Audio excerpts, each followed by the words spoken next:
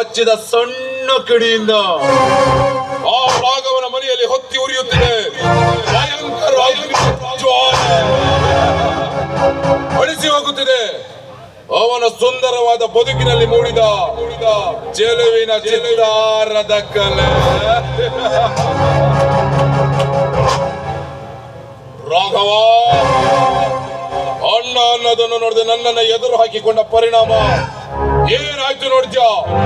ಈಗ ಈಗ ಈಗ ನಿನ್ನ ಜೀವನದ ಒಂದೊಂದು ಚಕ್ರಗಳು ದೂರವಾಗಿ ಬೇರ್ಪಟ್ಟು ಜೀವನದ ಜಟಕ ಬಂಡಿ ಬಿದ್ದು ಪುಡಿ ಪುಡಿಯಾಗಿ ಸ್ಮಶಾನ ಸೇರಿದೆ ಅಂದ್ರೆ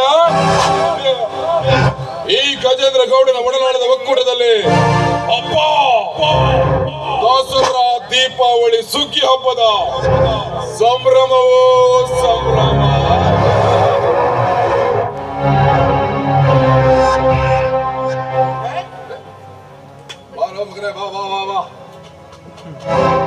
ಹಲೋ, ಪ್ರತಿದಿನ ನಿನ್ನ ಮುಖ ನೋಡಿ ನೀನ್ ಎಷ್ಟು ಖುಷಿಯಾಗಿದ್ಯಾ ಅಂತ ಹೇಳು ಅನ್ಕೊಳ್ಳೋ ಈ ನಿನ್ನಪ್ಪ.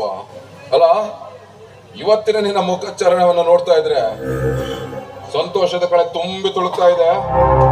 ಏನು ವಿಷಯ ಅಂತ ಹೇಳ್ಬೋದಾ? ಹೇಳ್ತೀನಿ ಡ್ಯಾಡ್, ಅವಶ್ಯವಾಗಿ ಹೇಳ್ತೀನಿ. ಬಟ್ ಈ ಭೂಮಿ ಮೇಲಿನ ಕಡು ವೈರಿಗಳಾಗಿರೋ ದಾಯದಿ ರಾಘವ ಮತ್ತು ಅವನ ಹೆಂಡತಿ ಮಕ್ಕಳು. Stop stop stop stop stop.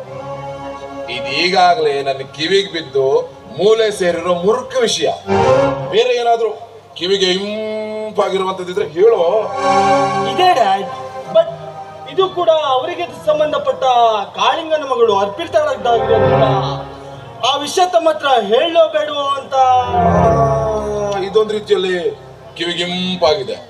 ಹೌದು, ಅಷ್ಟಪ್ಪ ಅರ್ಪಿತಾ ಯಾರು, ಏನ್ ಕತೆ, ಏನ್ ಅವ್ರ ಕತೆ ಹೇಳು. ಹಾ ಡ್ಯಾಡ್, ಅದು ಇವಾಗ ನಿಜ ಹೇಳ್ಬೇಕಂದ್ರೆ ಬಗ್ದೂರಿನಲ್ಲಿ ಮಾವ ಕಾಳಿಂಗ ಇದ್ದಾನಲ್ಲ, ಅವ್ರ ಮಗಳು ಅರ್ಪಿತಾಳನ್ನ ತಾವೆಂದಾದ್ರು ನೋಡಿರ್ಬೇಕಲ್ವೇ?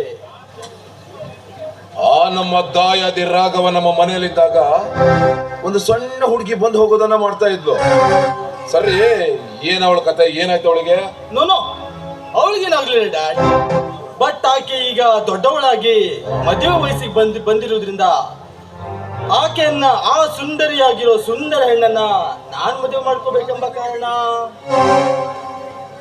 ಅಂತೂ ಈ ನನ್ನ ಮಗ ಹೋಗಿ ಹೋಗಿ ಆ ಬೀದಿ ಬಿಕಾರಿ ಕಾಳಿನ ಮಗಳನ್ನ ಇಷ್ಟಪಟ್ಟು ಬಿಟ್ಟಿದ್ದಾನೆ.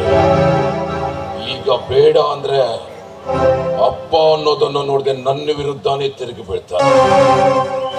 ಅದಕ್ಕೆ ಸಮಯ ನೋಡಿ ಹೊಡ್ತಾ ಹಾಕಬೇಕು. ಧರ್ಮ, ನಿನ್ನ ವಿಚಾರ ಸರಿ ಇದೆ. ಅಷ್ಟೇ ಅಲ್ಲದೆ ನಿನ್ ತಾಯಿ ಕಳ್ಕೊಂಡಾಗ ನೀನಿನ್ನು ಚಿಕ್ಕ ಕೂಸು, ಹಸುಗೂಸು ಕಣಪ್ಪ. ಅವತ್ತಿಂದ ಇವತ್ತಿನವರೆಗೂ ನಾನೇ ನಿನಗೆ ತಾಯಿಯಾಗಿ ತಂದೆಯಾಗಿ ಬೇಕು ಅಂದಿದ್ದನ್ನ ಕೊಟ್ಟು ಬೇಡ ಅಂದಿದ್ದನ್ನ ಅಲ್ಲಿಗೆ ಬಿಟ್ಟು ಎಷ್ಟು ದೊಡ್ಡವನನ್ನಾಗಿ ಮಾಡಿದ್ದೀನಿ. ನಿನ್ನ ಇಷ್ಟೆಲ್ಲ ಇಷ್ಟಾರ್ಥಗಳನ್ನ ಈಡೇರಿಸಿರೋ ಈ ನಿನ್ನ ಅಪ್ಪ ಈ ಒಂದು ಚಿಕ್ಕ ಆಸೆಯನ್ನ ಈಡೇರಿಸದೇ ಇರ್ತಾನ?